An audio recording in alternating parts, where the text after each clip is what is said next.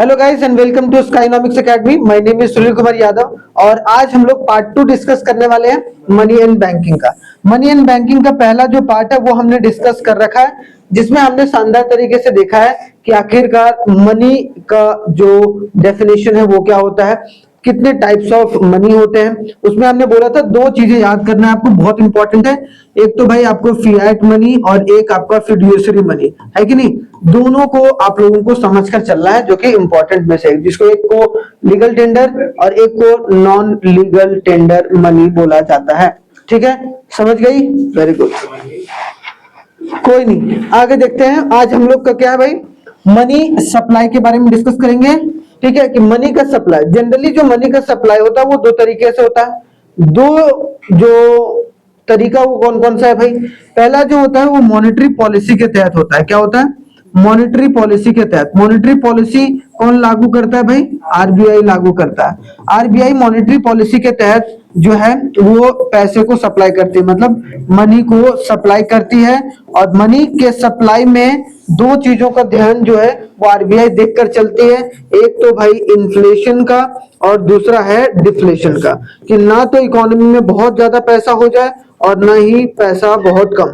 जब इकोनॉमी में बहुत ज्यादा पैसा होता है तो वो इन्फ्लेशन को जन्म देता है, और अगर इकोनॉमी में पैसा बहुत कम है इसका मतलब वो डिफ्लेशन। तो दोनों सिचुएशन कोई भी इकोनॉमी के लिए सही नहीं है, तो इनको हमेशा बैलेंस करने के बारे में सोचा जाता है और वो आरबीआई करती है मॉनेटरी पॉलिसी के तहत। ठीक है, याद रखना है।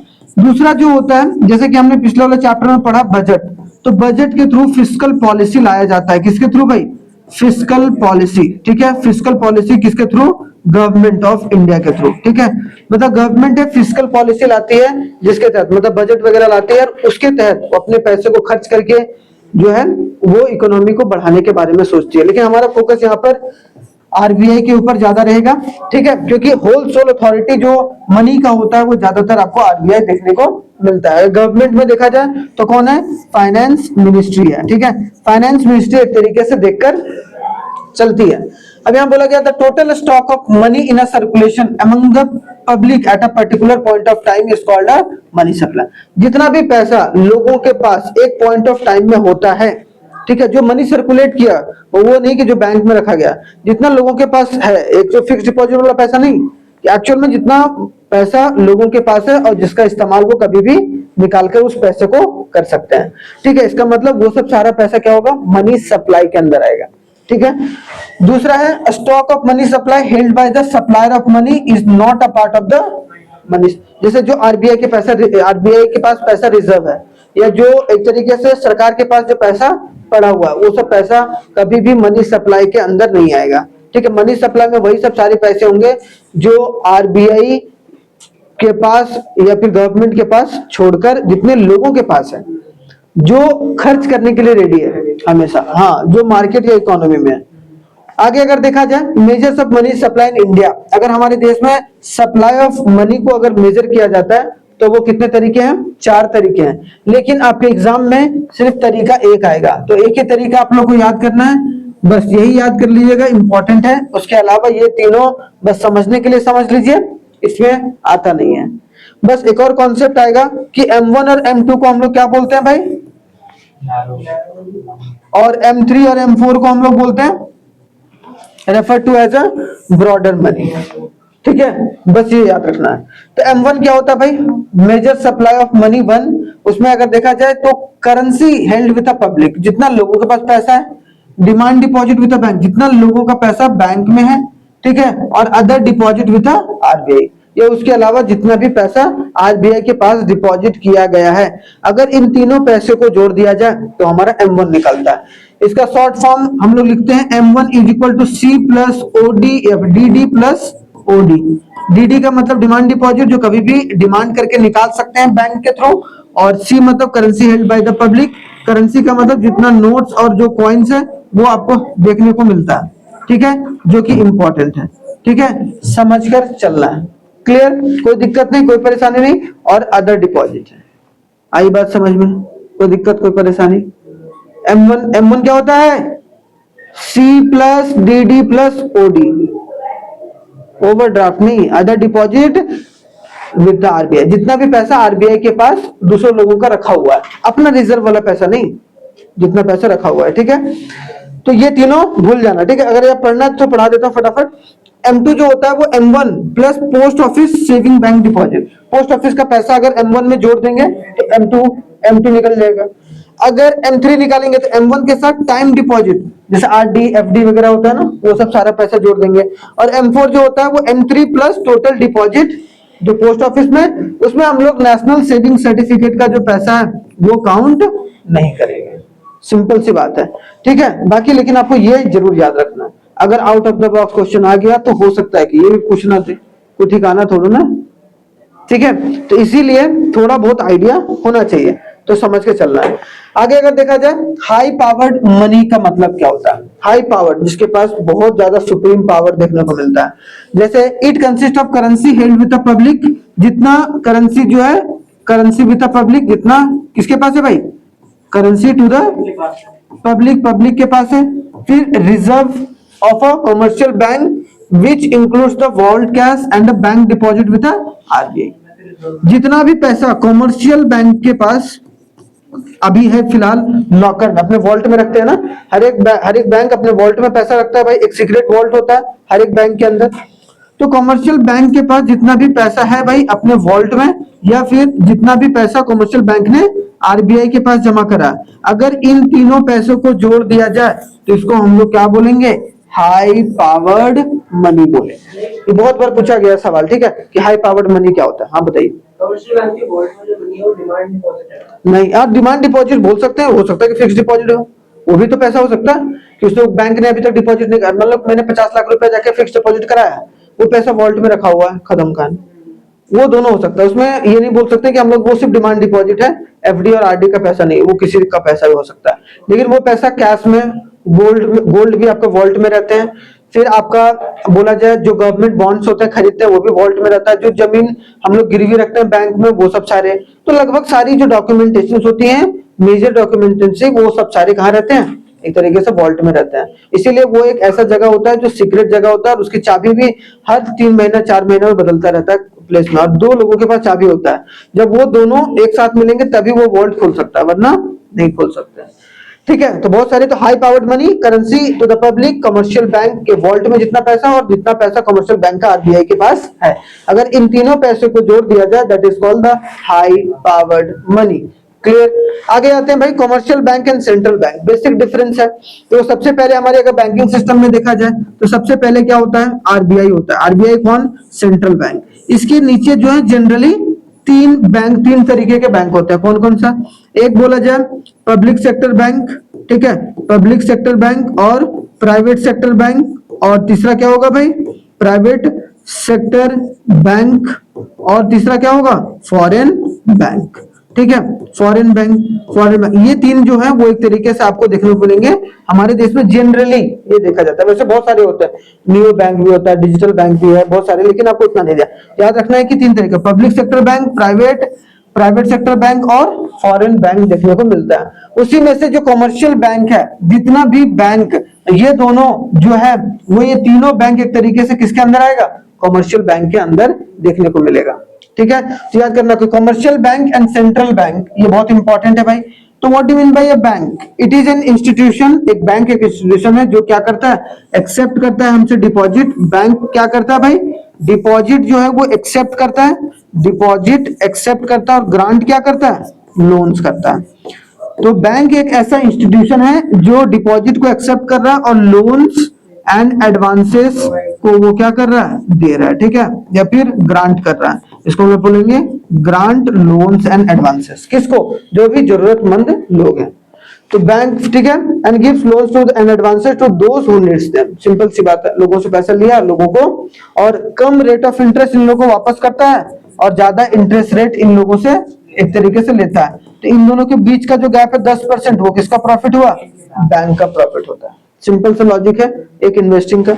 आगे देखा जाए, आगे अगर देखा जाए commercial bank, a profit making financial institutions which accept a chequeable and non chequeable deposit from a people and offers a different kinds of loan for a purpose of consumption और इन्वेस्टमेंट। मतलब कोई भी ऐसा bank या profit making financial institution जो एक तरीके से लोगों को लोन दे रहा है या लोगों से डिपॉजिट एक्सेप्ट कर रहा है और चेक के माध्यम से वो अपने पैसे को निकाल सकते हैं, तो उसको हम लोग क्या बोलेंगे, कमर्शियल बैंक बोलकर चलेंगे।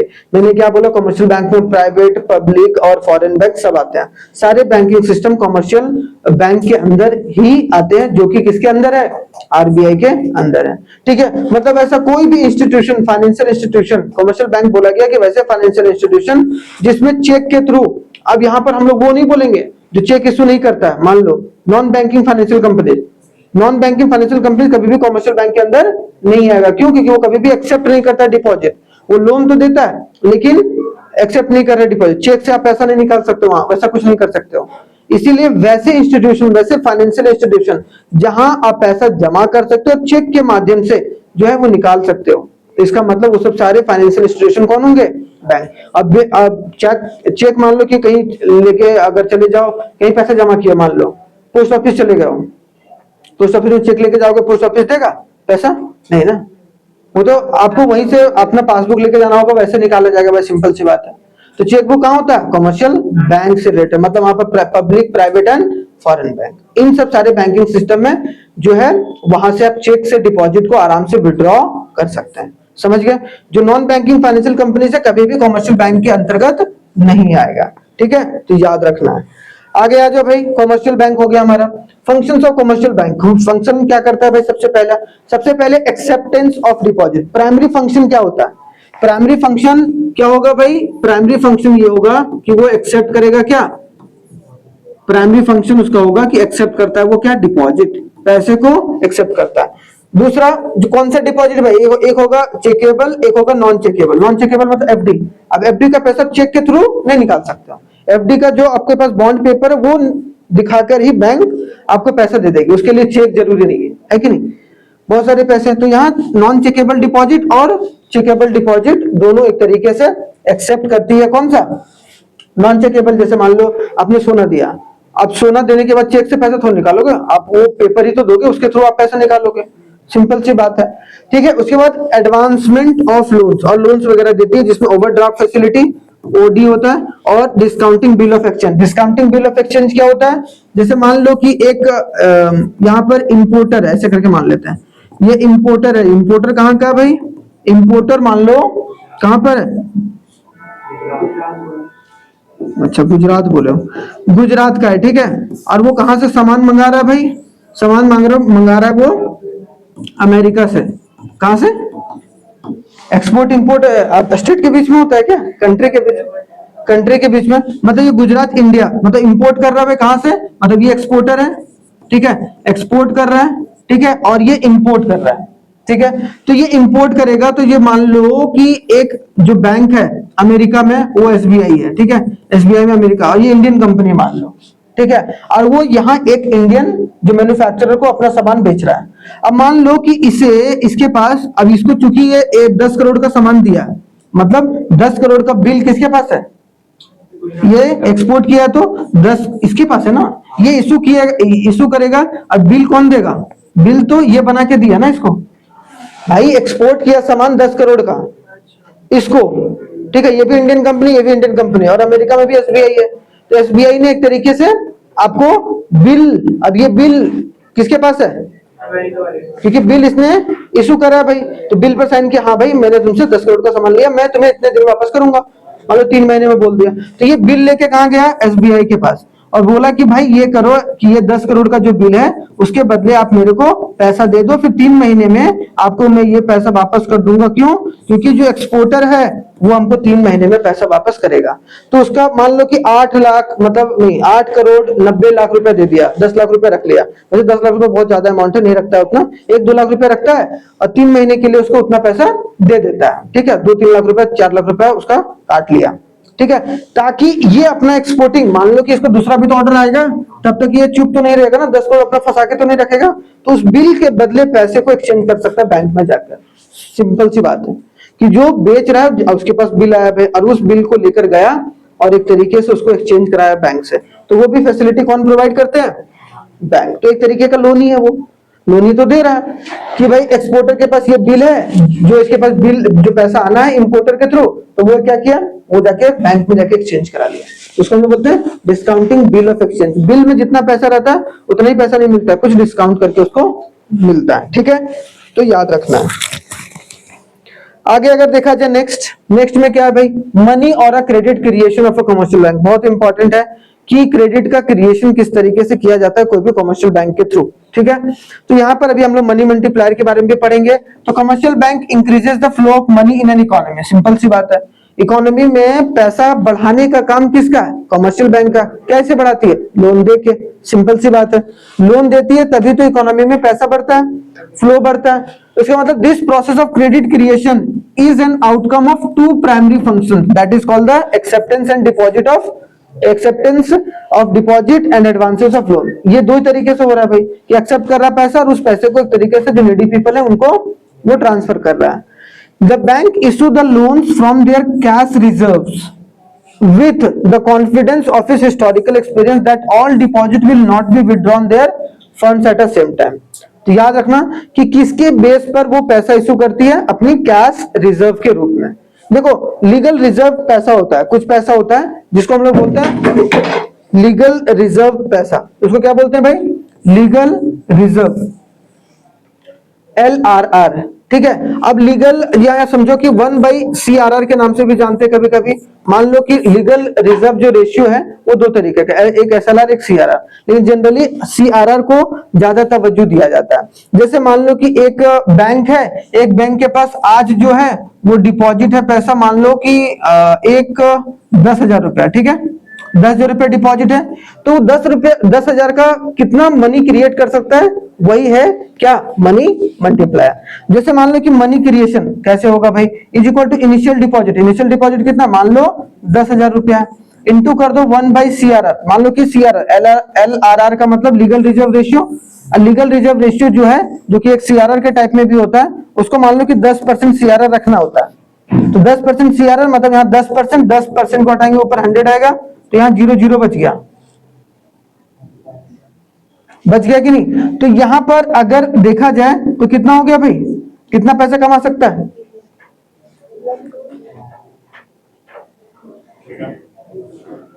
इतना पैसा वो क्या कर सकता है, कमा सकता है 10,000 से।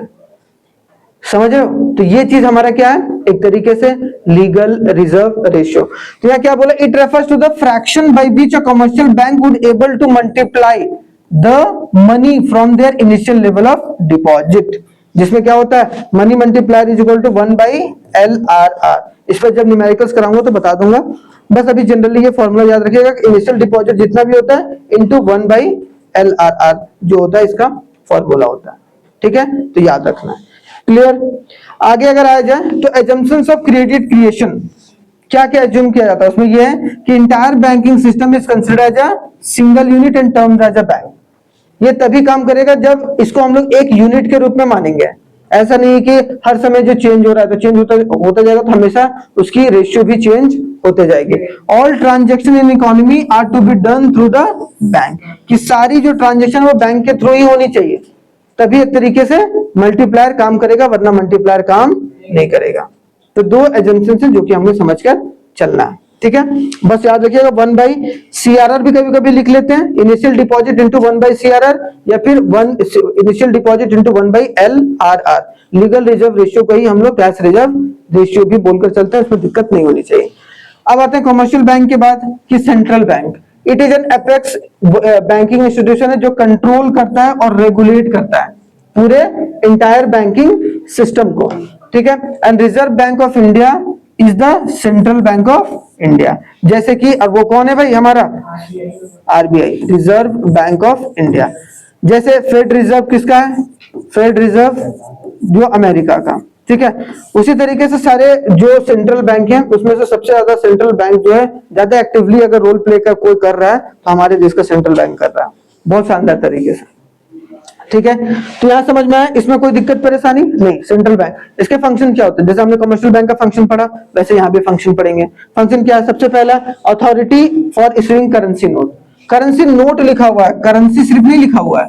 करेंसी नोट का मतलब जो 1 रुपया का नोट होता है, ठीक है, और जो कॉइन होता है, वो कौन छापता है भाई? Finance ministry. तो ये याद करना, ये कौन करता है? Finance ministry.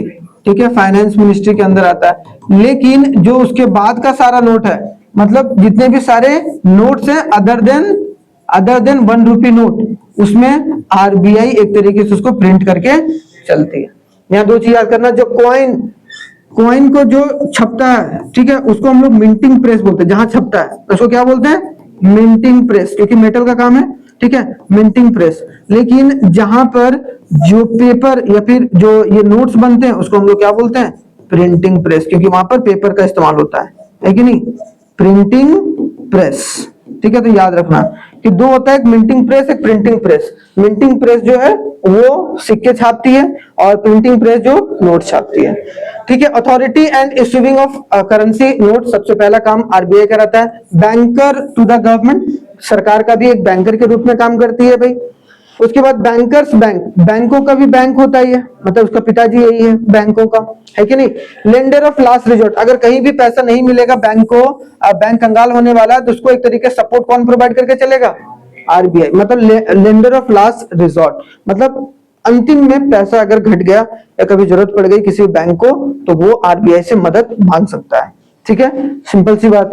आगे अगर देखा जाए supervision of all commercial bank, जितने भी कमर्शियल बैंक है, प्राइवेट, पब्लिक या फिर आपको फॉरेन बैंक, उन पर नजर बना के, वो गलत काम तो नहीं कर रहा है, वो गलत तरीके से पैसा तो नहीं बांट रहा है, कोई ऐसा तो नहीं है कि गलत तरीके से लोन दिया जा रहा है या एक ही सेक्टर में लोन दिया जा रहा है। सब सेक्टर को लोन देना होता है, ऐसा नहीं है कि आप किसी एक सेक्टर को अधिक लोन दो और किसी एक दूसरे सेक्टर को कम लोन दो।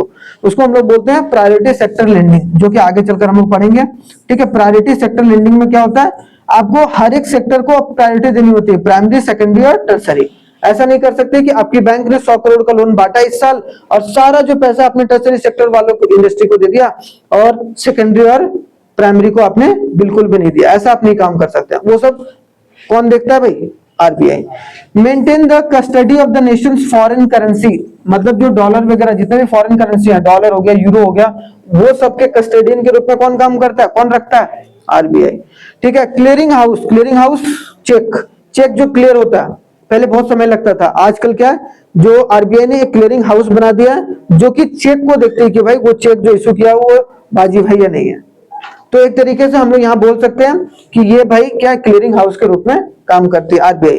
Control the supply of credit, supply of money, जो या सप्लाई ऑफ जो लोन्स है उनको एक तरीके से कंट्रोल करता है। ठीक है, और कलेक्ट द स्टैटिस्टिकल इंफॉर्मेशन, कि और सारी स्टैटिस्टिकल इंफॉर्मेशन, कितना डिजिटल पेमेंट हुआ, कितना पैसा कैश में है, कितने लोग जो हैं उनका एफडी है, वो सब सारी जो डेटा है वो कौन देते हैं? क्योंकि कोई बैंक के पास उनके बैंक का डेटा रहेगा ना, सारे बैंक का डेटा तो रहेगा नहीं। सारे बैंकों का डेटा किसके पास रहता है? आरबीआई के पास, क्योंकि आरबीआई सबका पिताजी है।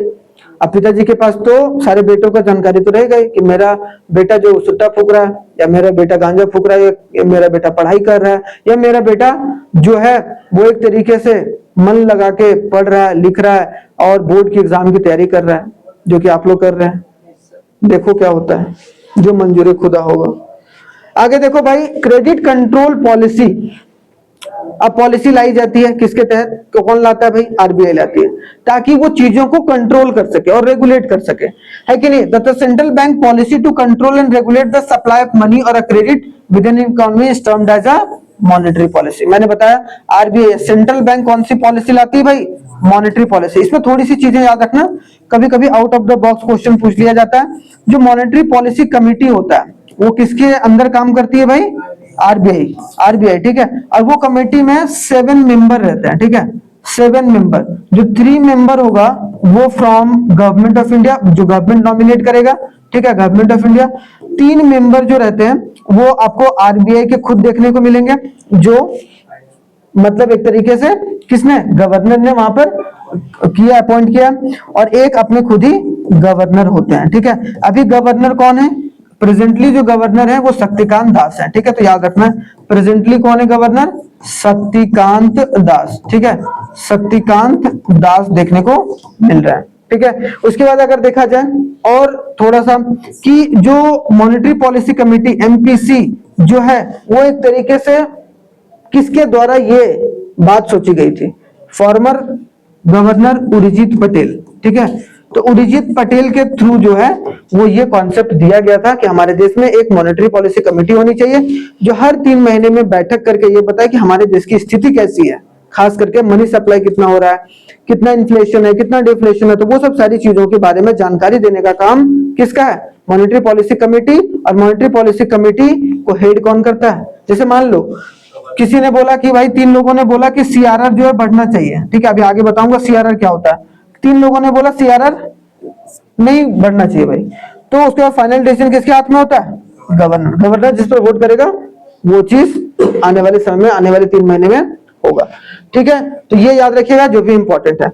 जो आगे जो पढ़ने वाले हैं कल जो हम लोग, ये बहुत इंपॉर्टेंट है अपने आप में ही, जहां से सवाल बार बार पूछा जाता है कि 2 इंस्ट्रूमेंट होता है, ठीक है, कौन सा? एक तो क्वांटिटेटिव इंस्ट्रूमेंट और एक होता है क्वालिटेटिव। एक में क्वांटिटी मेंटेन के बारे में कि भाई किस तरीके से क्वालिटी जो है वो कैसे मेंटेन किया जाए, और एक में परसेंटेज वगैरह कैसे घटा बढ़ा सकते हैं ताकि वो बैलेंस में स्थिति रहे कंट्री, और ज्यादा इन्फ्लेशन और डिफ्लेशन के बीच का चक्कर में ना फंसे रहे। तो अगर देखा जाए तो यहाँ पर अगर देखा जाए तो बैंक रेट पॉलिसी के तहत, ठीक है, तो पहला हो गया बैंक रेट पढ़ेंगे। फिर आएंगे हम लोग ओपन मार्केट ऑपरेशन, बहुत इंपॉर्टेंट है। फिर हम लोग आएंगे सीआरआर कैश रिजर्व रेशियो के बारे में। उसके बाद हम लोग आएंगे स्टैच्यूटरी लिक्विडिटी रेशियो के बारे में, एसएलआर। फिर आपके पास रेपो रेट, उसके बाद फिर आपको रिवर्स रेपो रेट। मैं सब चीज बताऊंगा कि जब आप रेपो रेट बढ़ाते हो या रेपो रेट घटाती है आरबीआई, तब एक तरीके से उसका असर क्या पड़ता है इकोनॉमी के ऊपर। दूसरा इंस्ट्रूमेंट होता है क्वालिटी मेंटेन करने का, जैसे margin requirement, rationing of credit, ठीक है, और सेलेक्टिव क्रेडिट जो कंट्रोल, डायरेक्ट एक्शन और मोरल सुसेशन। तो ये सब चीजें भी हम लोग कल कंप्लीट करेंगे, मतलब कल हमारा ये दोनों चीजें लगभग समय कंप्लीट हो जाएंगे, ठीक है। तो ध्यान देके जरूर चलेंगे हम लोग, ठीक है, ये बहुत इंपॉर्टेंट है अपने आप में ही। चलिए, थैंक यू वेरी मच, जय हिंद। मिलते हैं कल नेक्स्ट अपने वीडियो में, तब तक आप लोग अपना बहुत बहुत